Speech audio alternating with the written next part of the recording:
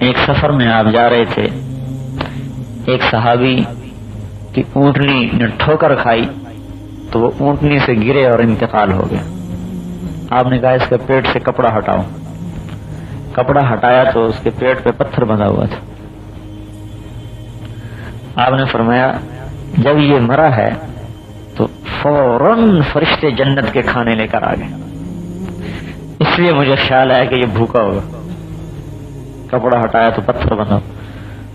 اب یہ مرا نہیں، اب اس کی اگلی زندگی شروع ہوگی۔ ایک صحابی کی لاش لائی گئی، آپ ہنسے، وہ بڑا بدصورت تھا، کالا رنگ تھا۔ آپ نے کہا آہا، اللہ نے اسے بڑا خوبصورت کر دیا ہے، لقد حسن اللہ وجہ۔ غریب بھی تھا، آپ نے کہا کثر مالک، اس کے مال کو بھی اللہ نے کثرت سے کر دیا۔ طیب رائحتک، اللہ نے اس کی خوشبو کو بھی عمدہ کر دیا۔ اور کہا کہ میں دیکھ رہا ہوں 2 حوریں اس کے سینے میں داخل ہونے کے لیے لڑ رہی، ایک پہلے جانا چاہتی، دوسری اسے پہلے جانا چاہتی۔ اب یہ مر کے بھی زندہ ہے، کیونکہ یہ زندہ دل والے تھے، ان کا ایمانی دل زندہ تھا۔ قبر ان کے لیے راحت کا پیغام ہے۔ علاء بن حضرمی کو دفن کیا گیا، بعد میں خیال آیا کہ بھئی یہاں ہم دفن کر رہے ہیں، یہ ریتلی جگہ ہے تو آ کے جانور لاش نکال کے کھا جائیں، لہذا بھئی یہاں سے لاش کو نکال لیا جائے۔ جب قبر کو دوبارہ کھودا گیا، ابھی دفن کیا، ابھی کھود رہے ہیں، تو حضرت انس کی روایت فرماتے ہیں وَإِذَا الْقَبْرُ مَدَّ الْبَصَرَ نُورٌ يَتَلَأْلَأُ، ہم نے دیکھا کہ قبر تو جہاں تک ہماری نظر جاتی تھی وہاں تک کھل کر نور سے روشن ہو رہی تھی، اور علا کی لاش کا پتہ ہی نہیں تھا کہاں چلی گئی۔ قبر میں لاش تھی کوئی نہیں، حالانکہ اپنے سامنے دفن کر رہے ہیں، اور وہیں دوبارہ سوچ کر کہ یہاں لاش کی بے حرمتی ہوگی، یہاں سے نکالو، آگے کسی سخت زمین میں دفن کرو تاکہ کوئی جنگلی جانور، صحرائی جانور کھود نہ سکے۔ لیکن جب قبر کو کھودا، لاش بھی غائب، اور جو چند گھنٹے لاش وہاں پڑی تھی اس کی برکات اللہ نے دکھائی کہ میں اپنے بندوں کو قبر میں ایسے رکھتا ہوں، قبر نور سے جگمگا روشن۔ تو یہ مرا نہیں کرتے، صرف پردہ کر جاتے ہیں دنیا سے۔ موت آتی ہے بے شک، لیکن ان کی موت ایک دوسری زندگی کو لے کر آتی، دوسری زندگی کو لے کر۔ ان 4 کاموں کو بھی روز کیا جائے۔ روز کرنے کی کیا شکل ہے؟ آپ اپنی دکانوں کے اوقات گھٹا دو بھائی، اللہ کے واسطے۔ مسلمان کے لیے حرام ہے، حرام کہ سارا دن کمائی کرے، حرام ہے۔ کس لیے حرام ہے؟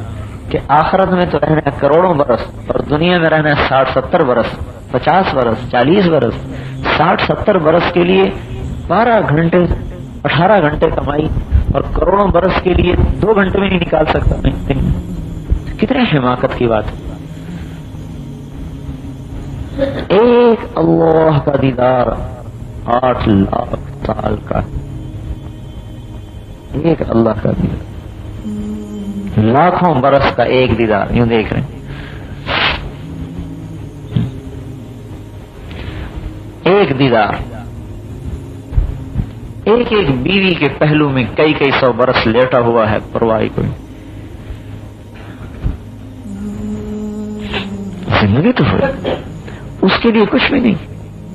مٹی کی عورت اور مٹی کے گھروں کے لیے جوانی لٹا دیتا ہے، کھپا دیتا ہے، بیمار ہو جاتا ہے، بڑھاپا میں بھی رل جاتا ہے، اور سونے چاندی کے محلات اور جنت کی زعفران کی بنی ہوئی بیویوں کے لیے کچھ بھی نہیں۔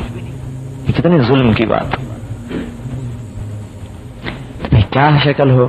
یہ چلے والے 3 چلے والے بھائی سارے بازار کی ترتیب کو توڑ دیں، اپنی دکانوں کو چھوڑ کے مسجدوں میں آ جائیں۔ انہوں نے کہا بس اتنا کمانا تھا، کما لیا، اب ہم انشاءاللہ اپنی آخرت کے لیے محنت کریں۔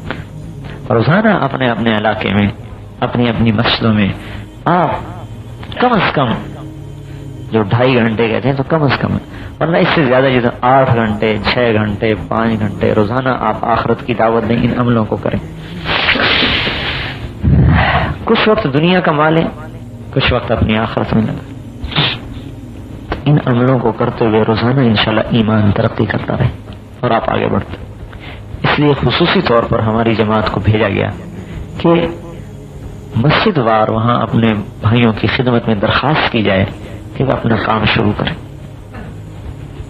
تاکہ ایمان دن بدن ترقی پکڑے، دنیا کی بھی رغبتی ہو، آخرت کا شوق ہو، جنت کا شوق ہو. تو بھائی کیا خیال ہے؟ پھر کچھ کریں گے آپ؟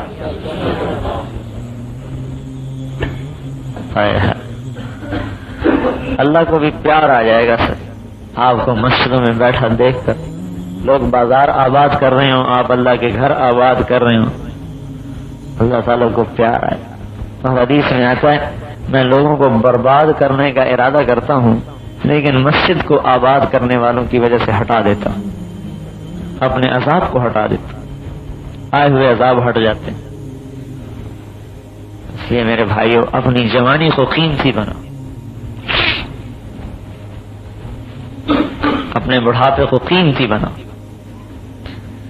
مسجد وار اب آپ حضرات روزانہ وقت آج کل جو ترتیب چل رہی عصر سے لے کر عشاء سے لے کر جب تک بھی آپ بیٹھ سکتے ہیں